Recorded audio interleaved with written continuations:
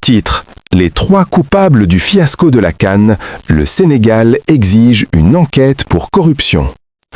Abonne-toi maintenant, parce que ce que tu vas entendre est peut-être le plus grand scandale de l'histoire du football africain. Active la cloche et reste jusqu'à la fin. La Coupe d'Afrique des Nations 2025 vire au chaos total. Imagine la scène. Le Sénégal gagne sur le terrain, mais la Confédération africaine de football déclare finalement le Maroc champion d'Afrique sur tapis vert. Oui, tu as bien entendu. La réaction du Sénégal ne se fait pas attendre. La Fédération sénégalaise de football saisit le tribunal arbitral du sport pour contester cette décision explosive. Abdoulaye Sou est catégorique. Pour lui, ce trophée ne doit pas quitter le pays. Côté juridique, le Sénégal s'appuie sur une règle claire, la loi 5 de l'International Football Association Board, qui précise que les décisions de l'arbitre sont définitives après le coup de sifflet final.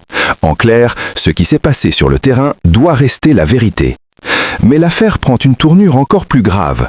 Le gouvernement sénégalais demande une enquête internationale pour suspicion de corruption au sein même de la CAF. Oui, corruption. Et là, tout bascule. Pire encore, un scénario catastrophe plane. Si le Sénégal est considéré comme forfait dans cette affaire, il pourrait être exclu de la CAN 2027, une sanction qui ferait trembler tout un pays. Malgré la tempête, des joueurs comme Idrissa Gana Gueye et Moussa Niakhaté gardent la tête haute et défendent les valeurs de la Teranga. Mais alors, qui sont les responsables de ce fiasco ? 3 noms reviennent avec insistance. D'abord, Gianni Infantino, président de la Fédération internationale de Football Association, accusé par certains d'influencer la CAF dans l'ombre. Ensuite, Patrice Motsepe, patron de la CAF, soupçonné d'avoir joué un rôle décisif dans ces décisions controversées. Et enfin, Fouzi Legja, président de la Fédération marocaine, pointé du doigt par plusieurs médias pour des manœuvres en coulisses.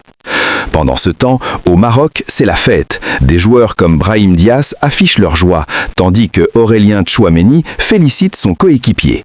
Mais l'opinion publique est divisée. Un sondage massif montre que la moitié des fans considèrent ce sacre comme un scandale absolu. Et pendant que l'Afrique bouillonne, le football européen continue. Le Paris Saint-Germain s'impose 3-0 face à Chelsea FC, avec un énorme match de Matvei Safonov. De son côté, le Real Madrid fait tomber Manchester City à l'Etihad avec un Vinicius Junior en feu et le retour remarqué de Kylian Mbappé.